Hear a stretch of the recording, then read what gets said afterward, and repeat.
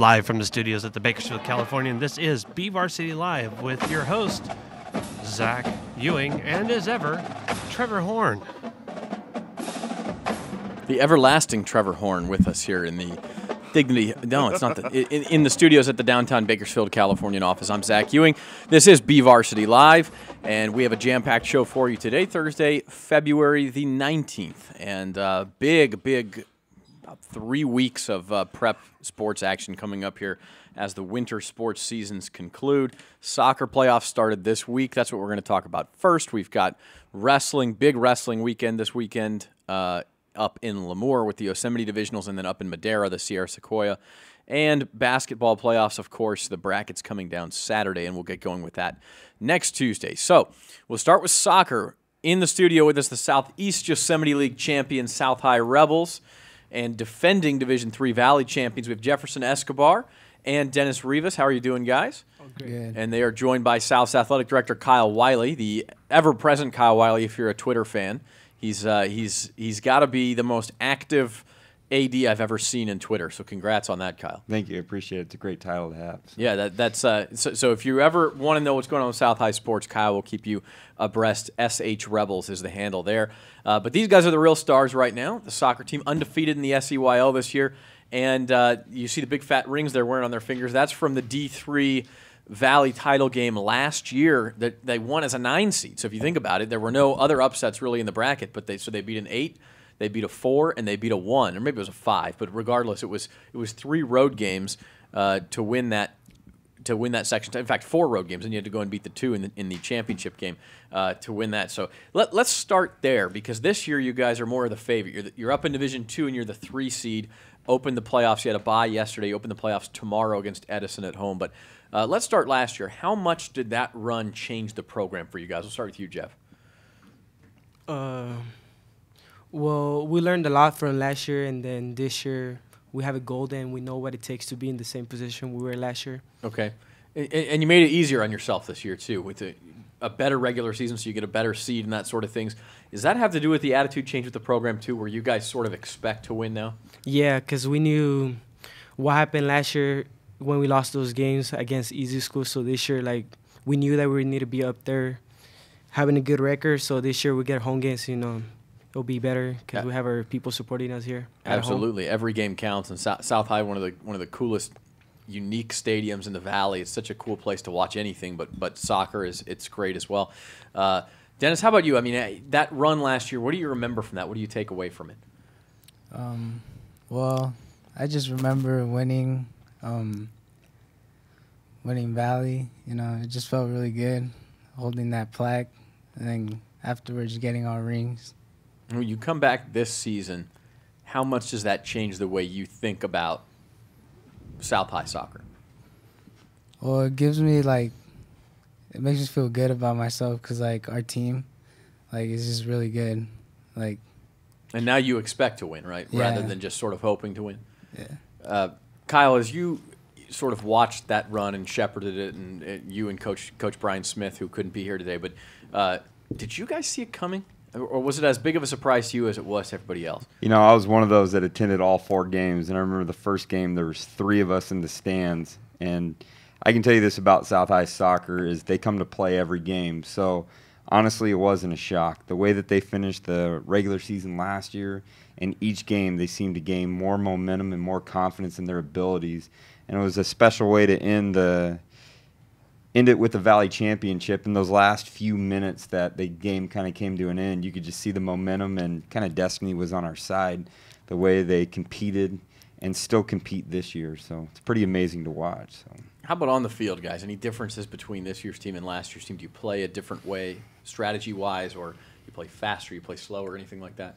Well, this year we changed a couple of things. Like last year we weren't that physical, and we knew that facing the schools from over there from Fresno, we know that they play more physical than the schools from here. So what we did this year, mostly all the players, we play more physical because, that's the only thing we're missing last year because we're talented and everything, but we weren't that physical. But I'm pretty sure this year, we'll be stronger in Valley and probably take it again this year, You agree with that, Denis? Yeah, because what we did this year was that we went to LA because the teams are more physical. Right. So that's for like we're just getting ready for the teams up in Fresno.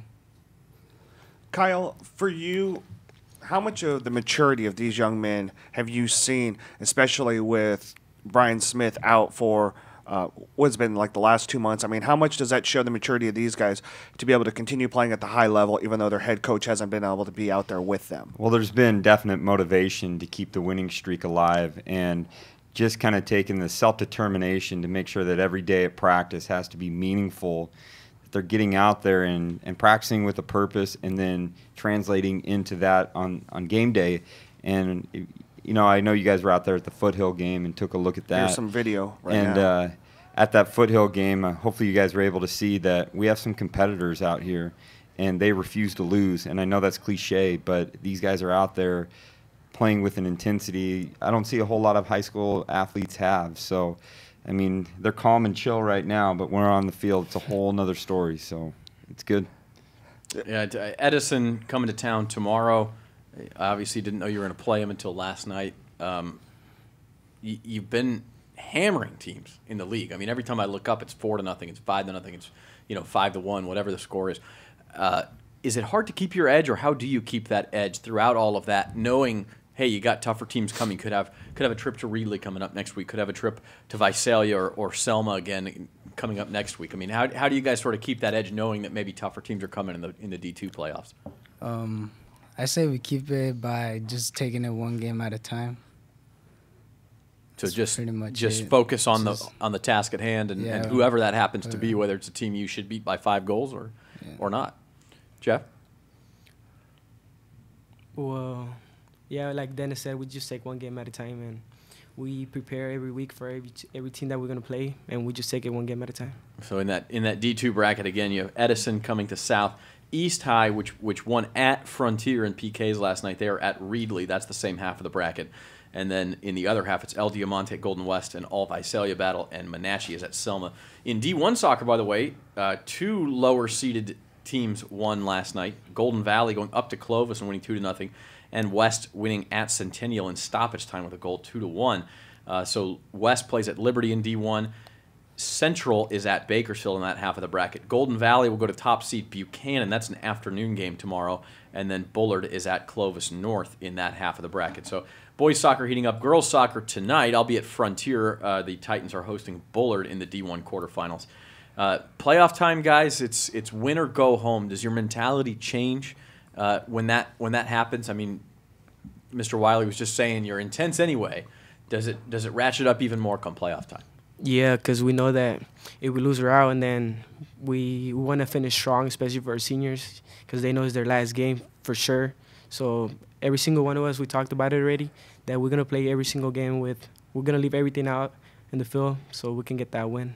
I love it. I love it. Denis, you know anything about Edison yet? Have you guys talked to him at all? Do you watch any film? Do you do any scouting, or is it just we're going to play South High soccer? We're going to play South High soccer. I like it. I like it. Jefferson, you guys had a pretty strong run there on the football team also. For you personally, what's been a better experience to this point, playing on the soccer team and doing what you guys are doing, or going undefeated in league like you guys did in football? We should add Jefferson is a game-winning field goal kicker. First team all area. That's right. First team all area kicker. Well, it's hard to choose because I mean I had a great time with the football team, and I love soccer too, so it's just hard to decide. But I mean, I think it's just a better experience with soccer because this is my main sport, and I know been knowing these guys since we were little, and it's just great playing with them. And then what about calling us out on Instagram? I don't know. I was just asking for some love, you know. Hey, he had to stand up, you know. Yeah. Yep. Nope. And here you are. He's intense in his Instagram game. We like it. Kyle, I want to ask you a question because this is something you've talked to me about before. South High, you know, the reputation of the school has suffered over the last 20 years, whatever you want to say. You know, people say what they will about it. It's in a bad part of town. It's this, it's that. They're not the athletic program they used to be. You're battling that. How are you battling that? It seems like you're having some success by the way. Yeah, I'm battling that, and you know, I can say this. You know, last year was a tough year to start out the year with the passing of Coach Wren, Absolutely. who very much was helpful in reestablishing the climate and culture at South High and bring back the positive vibes. But with success that we had at the soccer team last year, it definitely was kind of medicine for our souls. And so I talked about that with Denis at Jockey Club when he won the award. Is I don't think these guys will ever truly understand what they did for us last year in building up our climate and culture. And I'm one of those guys. I was talking to Trevor about this at North High. We were talking about on Twitter how we have a high amount of followers and we get retweets, and it's a part of our culture. Part of who we are is celebrating the success of our students in any realm, whether it's Froshop girls basketball, which to people may seem insignificant. Our students know that at South High, if they do something wonderful and awesome, we're going to recognize that and put it on the map. And this year, you look at it, it's nice to know that we have 3 league titles in football and soccer and boys basketball last night. I mean, it definitely helps to establish a culture of positivity and success that's going to be celebrated by people there. And that's our goal, is to honor the history and the legacy that's before us and know that there's more of that to come with these guys that are leading the way, that are helping out and doing their part. Kyle, you and I also talked about it on Friday as we're rolling around. You have a lot of new buildings, a lot of new infrastructure there at South High. But another thing we talked about was, I thought was fantastic what you brought up with the retention rate and the graduation rate at South is down. I love what you're doing on Twitter and just kind of giving everybody from the Froshsoft level all the way up to junior varsity and varsity. You're giving everybody the same attention because you. And can you talk about more what your thought process, how you're doing that? Is you're giving them recognition at a younger age and hope that they continue through high school and stay and graduate and hopefully do well after high school? That's essentially what we want to do. Is our administration and the staff at South High is committed, and we've raised our graduation rates, and we're trying to give kids opportunities and options in life so that they can be successful and recognize the success that they have. That if we can pull in, like I said, a Froshsoft girls basketball handle in there, and someone's a part of that team and is recognized by their peers and by their staff, that's something we want to keep in there so that they know that being a rebel, it's a great day to be a rebel, and rebels do it right all the time. And that's what we want to try and focus on, is really bringing in those positive behaviors and support systems. South High does have one of the richest histories of any, I guess, probably non-BHS division in Kern County. BHS is kind of in a league of its own as far as history goes, but South High is right up there with anybody else for sure. And I might add, probably my favorite color scheme of any team. I love the blue. I love the light blue. Yeah. It reminds me of the old Clipper colors of the 80s. Yeah, the anthracite. Yeah. Those uniforms are old school, and I like the soccer uniforms too. Hey, so. Jeff, Denis, going off of that, what we talked about with Mr. Wylie here, do you guys feel that you see a lot of kids maybe getting a little bit more excited about staying in school and doing well and being a part of the culture at South High through, what everybody's kind of doing, trying to get everybody motivated a little bit more than before? I say yeah, because my grades were down for a while. And, my mom had to talk with my coach and everyone. They got on me. So, I think Wylie got on me too. And then just it's all love. Do you fear the beard? How can you not? Man? Yeah. How can you not? Although you got a nice little goatee growing yourself there. Is that a playoff beard? No. Like NHL style? No, that's all the time. Jefferson, how about you? What is the power of prep sports on that campus? Well, it's just great. I mean, we have a lot of help from Mr. Wylie, my coach, Mr. Alvarado, Ms. Grumbly, everything. There's a lot of people who are willing to help you and give you the time you need and help our school be a better school because, we're not known for being a good school, I guess. But, our school is great. We have a lot of things going on. I mean, basketball winning the title, us, the football team. We just do our best to make our school look good and make ourselves look good, You got the golden touch, by the way. Are you playing a spring sport? Yeah. What are you playing? I'll probably do track or something. Mark it down. SEYL champions, right here. He's on a roll. All right. Hey, if we ever have a cutting prep sports discussion again in city government or Kern High School District, we're just going to play this segment for them because that's the power of what they can do right there. And the best dressed guys that's we've right. had Also, all season. yeah. Also, look at these. They look sharp. They make me feel like I'm a scrub. You are. South High boys soccer, ladies and gentlemen. We appreciate you guys coming in. We're going to take a quick break. We're going to be back with another success story, program building, Golden Valley Wrestling. That's coming up after the break here on BVarsity Live. Thanks, guys.